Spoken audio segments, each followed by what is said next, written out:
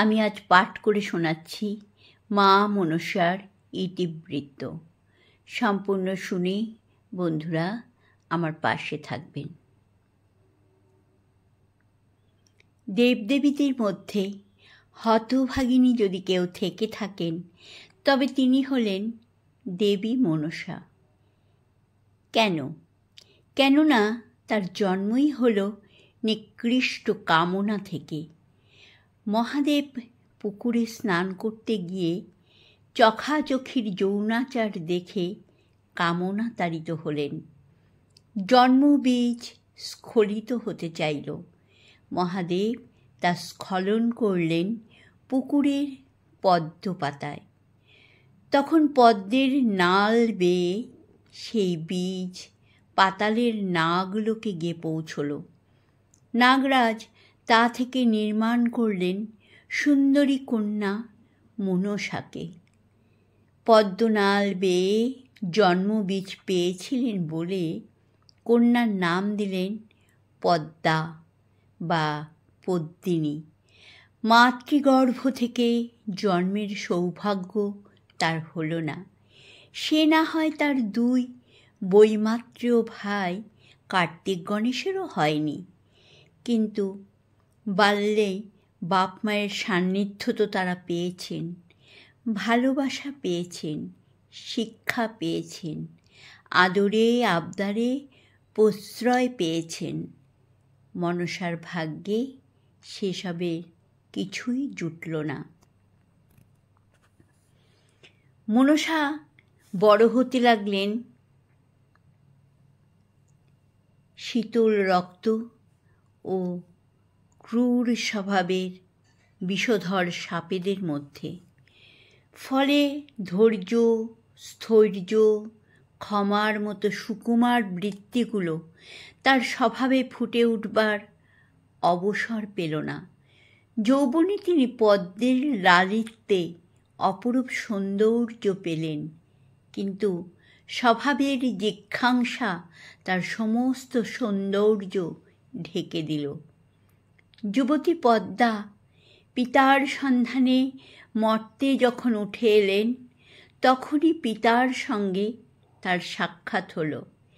কিন্তু এমনই দুর্ভাগ্য যে পিতা কন্যাকে চিনতে পারলেন না এবং কাম দৃষ্টিতে দেখলেন।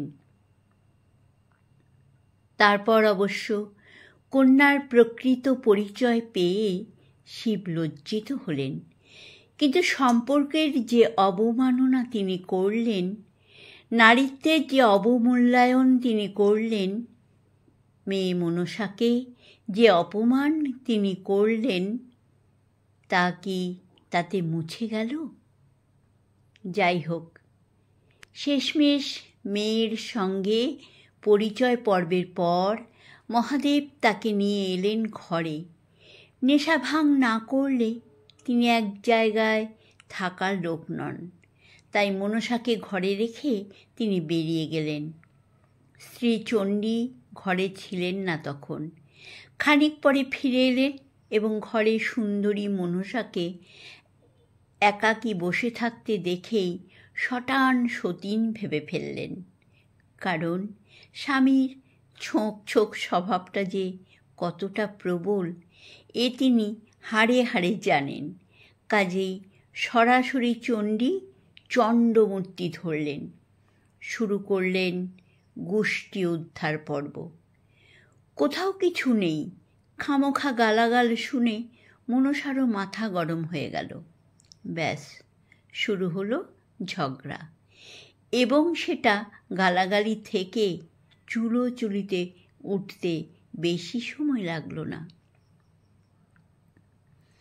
মনসার সঙ্গে চণ্ডী ঠিক পেরে উঠলেন না, তাতে তার রাগ আরও বাড়ল এবং জ্ঞানগম্যি হারিয়ে হাতের কাছে একটা শলাকা পেয়ে তা দিয়ে সজোরে আঘাত করলেন মনসার চোখে। সেই আঘাতেই মনসার একটি চোখ সারা জীবনের জন্য নষ্ট হয়ে গেল। রক্তাক্ত মনসা চণ্ডীকে ছেড়ে লুটিয়ে পড়লেন মাটিতে। চণ্ডীর ক্রোধ তাতেও শান্ত হল না, তিনি আরও আঘাত করতে উদ্যত হলেন। ঠিক সেই সময়ে রণস্থলে হাজির হলেন মহাদেব। চণ্ডীকে থামালেন কোনো রকমে, তারপর মনসাকে শুশ্রূষা করে তুলে বসালেন। চণ্ডীকে জানালেন মনসার জন্মবৃত্তান্ত ও প্রকৃত পরিচয়। অনুরোধ করলেন কন্যা হিসেবে মনসাকে গ্রহণ করার জন্য। কিন্তু ক্ষুব্ধ চণ্ডী সহজ হতে পারলেন না। তিনি স্পষ্টই জানিয়ে দিলেন যে মেয়ের সঙ্গে গর্ভের সম্পর্ক নেই, রক্তের সম্পর্ক নেই, তাকে কন্যা হিসেবে মেনে নেওয়া তো দূরের কথা, ঘরেও তার জায়গা হবে না। ওকে নিয়ে মহাদেব যেন এক্ষুনি তার চোখের সামনে থেকে দূর হয়ে যান। মনসা পাতাল লোক ছেড়ে এসেছেন, বাপের বাড়িতেও তার ঠাঁই হলো না। তিনি দেবীত্ব অর্জন করেননি, তাই স্বর্গেও তার স্থান নেই। মহাদেবের সামর্থ্য নেই চণ্ডীর মুখের ওপর কিছু বলার, তাই মেয়েকে নিয়ে গেলেন অনেক দূরের এক নির্জন পর্বতে। সিজুয়া পর্বত, কাঁটা গাছ আর সাপ সংকুল সেই পর্বত। সেখানেই মেয়ের জন্য প্রাসাদ নির্মাণ করে তাকে যেন নির্বাসন দিলেন মহাদেব। শুধু সঙ্গিনী হিসেবে রেখে এলেন নেতা। নেতা নামে তার ঘর্মজাত আর এক কন্যাকে। শুরু হলো মনসার গ্লানিময় নির্বাসিত জীবন। তবে এত বড় অন্যায় ও বঞ্চনার পর মহাদেবেরও যে অনুশোচনা হয়ে থাকবে, তাই চেষ্টা করলেন মেয়েকে সংসারমুখী করে প্রায়শ্চিত্ত করতে। জরৎকারু নামের এক দারুণ নিষ্ঠাবান মুনি ছিলেন, তাকে রাজি করিয়ে মেয়ের সঙ্গে বিয়ে দিয়ে দিলেন। কিন্তু তাতে সুখ কি এলো মনসার জীবনে? না, এলো না। সংসার হলো, তবে অল্প দিনের জন্য। সুখ যে অত্যন্ত ক্ষণস্থায়ী সেটা মনসা জীবন দিয়ে প্রমাণ করলেন। আসলে তিনি সুখ কিনেছিলেন শর্তের বিনিময়ে। জরৎকারুর আদেশের অবাধ্য কখনো হবেন না, এই ছিল শর্ত। নিজেকেই নিজে গড়ে তোলা একটি মেয়ের পক্ষে এ শর্ত মানা খুবই কঠিন। এ তো তার কাছে দাসী খত। তাহলেও একটু সুখের আশায় মনসা তাও মেনে নিয়েছিলেন। স্বামী পুত্র সুখের স্বপ্ন সব মেয়েরই থাকে, তারও নিশ্চয়ই ছিল। তাই নত হয়েও তিনি সুকুমারী ও সংসারী হতে চাইলেন, সুখী হতে চাইলেন। পুত্র আস্তিকের জন্ম হলো, আর তারপরই নিয়তির ছলনায় শর্ত ভঙ্গ হলো। তাতে মনসার কোনো দোষ ছিল না। জরৎকারু পুজোর সময় হলে তাকে ঘুম থেকে তুলে দিতে বলেছিলেন। নিয়তির মায়ায় সময় বুঝতে না পেরে অসময়ে তার ঘুম ভাঙিয়ে ফেললেন মনসা। এই তুচ্ছ ও নেহাতি ছেলেমানুষি কারণে শর্ত ভঙ্গ হলো এবং তাতে অসন্তুষ্ট হয়ে জরৎকারু পুত্র আস্তিককে নিয়ে সংসার ও মনসাকে ত্যাগ করে সারা জীবনের জন্য চলে গেলেন। সংসার তো ভাঙলই, যে সন্তানকে জন্ম দিলেন তাকে মানুষ করার সুযোগটুকু পেলেন না মনসা। তার পূর্ণ মাতৃত্বের স্বাদ অপূর্ণই থেকে গেল। অপমানে অসম্পূর্ণ নারীত্বের জ্বালা বুকে নিয়ে মনসা আবার একা হয়ে গেলেন। পরিত্যক্ত ও লাঞ্ছিত জীবনটা যখন আর মনসা বইতে পারলেন না, তখন নেতার পরামর্শে ঘুরে দাঁড়াতে চাইলেন। বুঝলেন, মাথা উঁচু করে বাঁচতে গেলে প্রতিষ্ঠা চাই, দেবীত্ব চাই।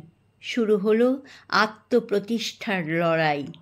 প্রথমে নাগরাজের সাহচর্যে হলেন সাপেদের অধীশ্বরী, তারপর সচেষ্ট হলেন শৈব চাঁদ সদাগরের হাতে পুজো পেয়ে দেবীত্বে উন্নীত হতে, পুজোর প্রসার ঘটাতে। সমাজ চিরকালই ধনীর আচার অনুসরণ করে। চাঁদের মতো ধনকুবের পুজো করলে তার দেখা দেখি অন্যরাও করবে, এটাই নিয়ম।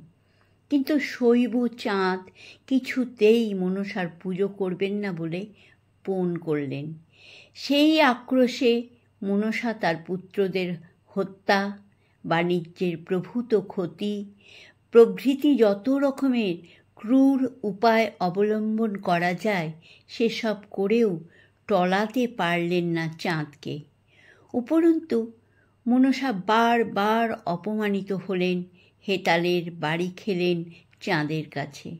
শেষমেশ পুত্রবধূর অনুরোধে অবশ্য চাঁদ নিমরাজি হয়ে মনসার দিকে ফুল ছুঁড়ে দিলেন, তাও আবার বাঁ হাতে।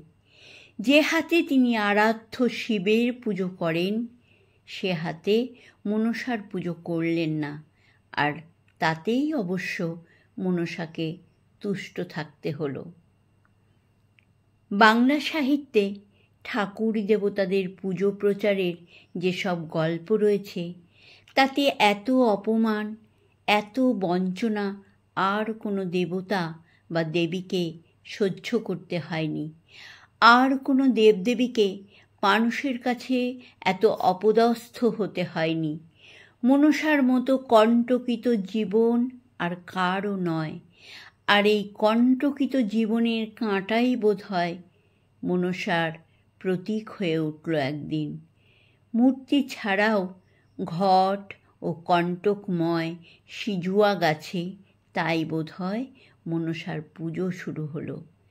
ফণী ও পাতিকাঁটার নামেও যুক্ত হলো মনসা। জয় মা মনসা, জয় মা মনসা।